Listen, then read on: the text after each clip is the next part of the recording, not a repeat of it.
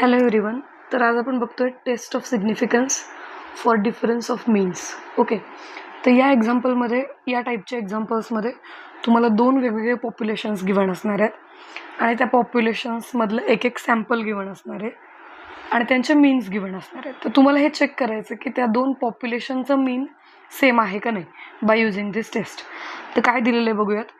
Late x1 bar and x2 bar be the sample means of two independent large samples with sizes n1 and n2 drawn from two populations with means mu1 and mu2 and standard deviation sigma 1 and sigma 2. For example, क्लासमध्ये काही girls असतील काही boys असतील, तर गर्ल्सचं population वेगळं आणि बॉईजचं population वेगळं. आणि जर तुम्हाला एखाद्या पर्टिक्युलर मार्क्सचं तुम्हाला मीन चेक करायचं असेल तर त्या केसमध्ये आपण काय करणार आहे, गर्ल्समधून एक काहीतरी n1 साईजचं सॅम्पल घेणार आहे. म्हणजे सपोज 100 गर्ल्स असतील तर त्यापैकी आपण 10 घेणार. 100 बॉईज असतील तर त्यापेक्षा 15 बॉईज घेणार आहे. सो n1 हे गर्ल्सच्या पॉप्युलेशनमधलं सॅम्पल झालं, त्याची साईज झाली. आणि n2 हे बॉईजमधलं जे आपण सॅम्पल घेतलेलं आहे त्याची साईज झाली 15चं, बरोबर. तर ते 15 साईज झाली. म्हणजे n1ची व्हॅल्यू 10 आणि n2ची व्हॅल्यू 15 झाली. ठीक आहे. तर आता x1 बार आणि x2 बार म्हणजे काय आहेत, तर त्या दोन सॅम्पल्सचे मीन आहेत मार्क्सचे, बरोबर. आणि त्यावरून तुम्ही काय करणार आहे, तर ते पॉप्युलेशन्स जे आहेत म्हणजे गर्लचं पॉप्युलेशन आणि बॉईजचं पॉप्युलेशन त्यांचे मीन mu1 आणि mu2 हे सेम आहेत का नाही हे आपण चेक करणार आहे. आता सिग्मा 1 आणि सिग्मा 2 काय आहेत, तर गर्ल्सचं स्टँडर्ड डेव्हिएशन मार्क्सचं आणि सिग्मा 2 म्हणजे बॉईजचं स्टँडर्ड डेव्हिएशन मार्क्सचं. तर असं सगळ्या गोष्टी तुम्हाला दिलेल्या आहेत. तर वर्किंग रूल जो आहे तो काय सांगतो की सगळ्यात आधी तुम्हाला नल हायपोथेसिस टेस्ट करायचं आहे. तर डिफरन्स जर तुम्ही चेक करत असाल कुठल्याही दोन गोष्टीतला तर तो बाय डिफॉल्ट 0 आहे असं समजून आपल्याला चालायला लागतं. तर डिफरन्स 0 म्हणजे काय, दोन्ही गोष्टी सेम झाल्या म्हणून आपण नल हायपोथेसिस काय घेतलेला आहे, तर mu1 is equal to mu2. याला ऑल्टरनेटिव्ह हायपोथेसिस काय असायला पाहिजे, जो की अपोजिट टू नल हायपोथेसिस असतो, तो म्हणजे mu1 is not equal to mu2. ठीक आहे. म्हणून आपण ऑल्टरनेटिव्ह हायपोथेसिस घेतला, mu1 is not equal to mu2. आता लेवल ऑफ सिग्निफिकन्स कसा सिलेक्ट करायचा किंवा अल्फा कसा सिलेक्ट करायचा, तर तो प्रॉब्लेममध्ये तुम्हाला दिलेला असतो. जर तो दिलेला नसेल तर 5% तो तुम्हाला चूज करायचा आहे. लक्षात ठेवा, जर दिलेला नसेल तर तुम्हाला 5% घ्यायचं आहे. ओके.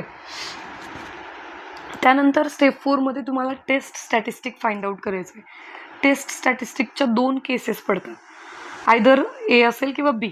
आता कोणती केस कधी वापरायची हे कसं ओळखायचं, तर जर तुम्हाला पॉप्युलेशनचे स्टँडर्ड डिव्हिएशन्स दिलेले असतील सिग्मा 1 आणि सिग्मा 2 तर तुम्ही पहिला जो आहे तो टेस्ट स्टॅटिस्टिक इव्हॅल्युएट करायचा. जर सिग्मा 1 आणि सिग्मा 2 दिलेले नसतील तर काय दिलेलं असेल, सॅम्पलचे दिलेले असतील स्टँडर्ड डिव्हिएशन्स त्या पर्टिक्युलर, मग त्या केसमध्ये तुम्ही हे S1 S2 वाले जे आहेत खालचा जो फॉर्म्युला आहे झेडचा तो तुम्हाला वापरायचा आहे. ठीक आहे.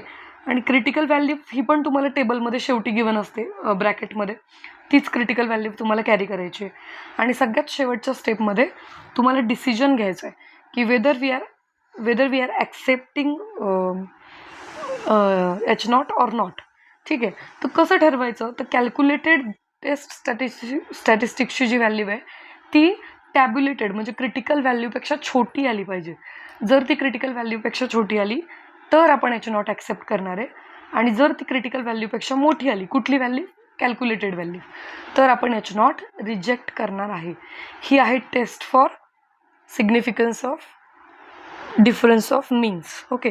म्हणजे दोन वेगवेगळ्या पॉप्युलेशन्सचं मीन कम्पेअर आपण करणार आहे बाय युझिंग दिस टेस्ट. ठीक आहे. यावरचं एक एक्झाम्पल बघूयात आपण.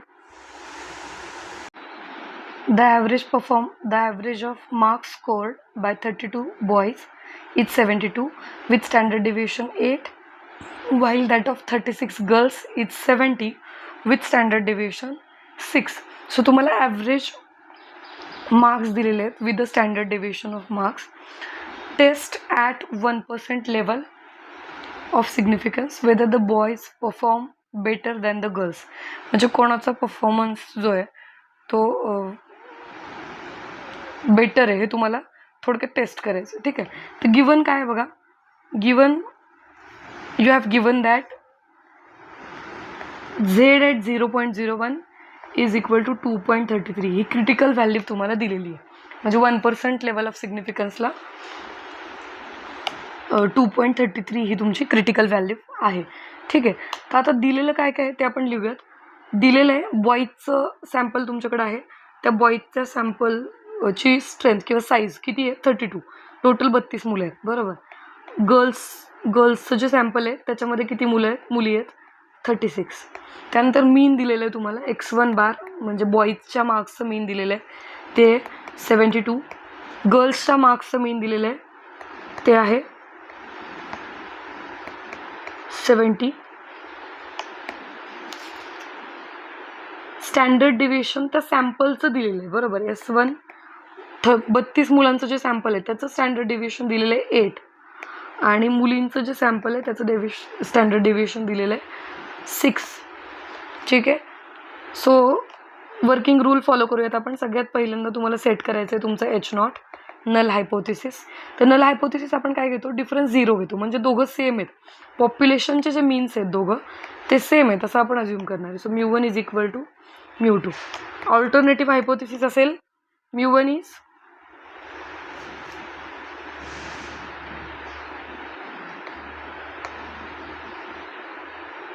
त्यांनी काय म्हटलेलं आहे? Test the significance, test at 1% level of significance whether the boys perform better than the girls. Boys जर गर्ल्सपेक्षा जास्त बेटर करतायत तर त्याचा अर्थ काय झाला? μ1 इज ग्रेटर दॅन μ2. का?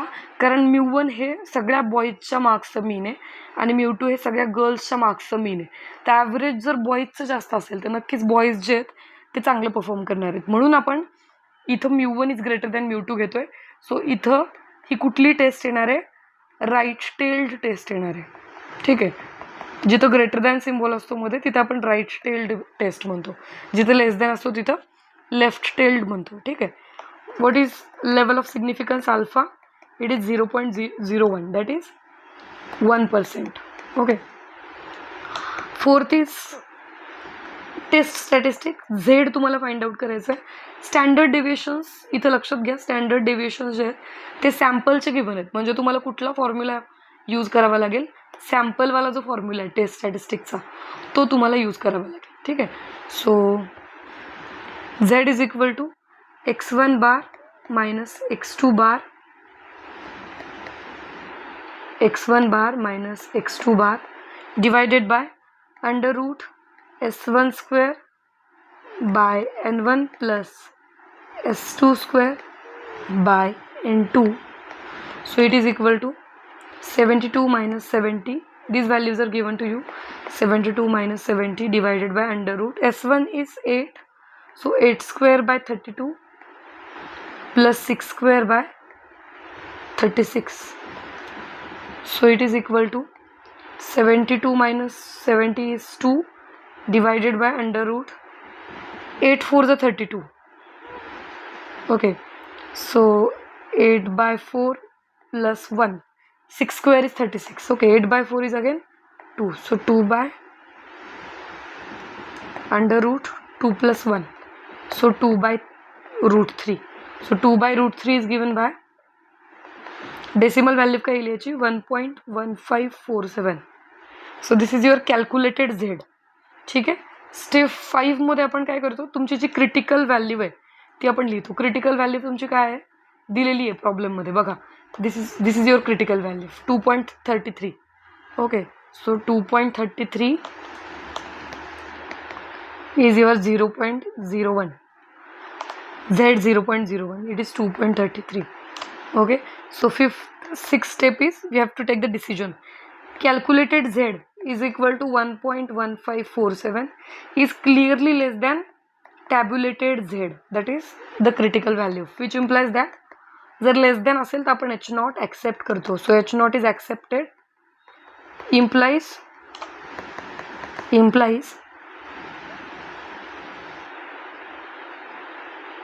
boys do not perform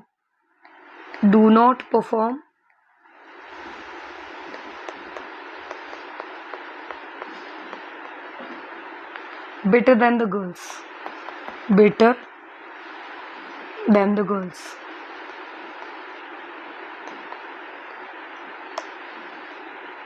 Okay. So this is the example. फक्त फॉर्म्युला कधी चेंज करायचं जेव्हा तुम्हाला सॅम्पलचं सेंडर डेविएशन गिवन नसेल, त्यावेळी फक्त तुमचा फॉर्म्युला चेंज होईल. All the other things are as it is. So this is how we can test whether the given hypothesis is right or wrong. Okay. यानंतर आपण स्मॉल सॅम्पलची टेस्ट बघणार आहे. Small सॅम्पलमध्ये 1-2 फॉर्म्युले थोडेसे एक्स्ट्रा आहेत, तर ते तुम्ही त्या टेस्टमध्ये लर्न करून घ्या. सेम ॲप्लिकेबल आहे, टेस्टचा फॉर्मॅट सेम आहे. ह्या ज्या 6 स्टेप्स आहेत या सगळीकडं सेम आहेत, फक्त काय चेंज होईल तर टेस्ट स्टॅटिस्टिक चेंज होईल. व्हिडिओ आवडला असेल तर नक्की लाईक करा. प्रोबॅबिलिटी अँड स्टॅटिस्टिक्सचा जो व्हॉट्सअप ग्रुप आहे चॅनलच्या डिस्क्रिप्शनमध्ये, तो नक्की जॉईन करा. त्या ग्रुपवरती मी PDF नोट्स तुम्हाला शेअर करेल या टॉपिकच्या. ठीक आहे. थँक्यू.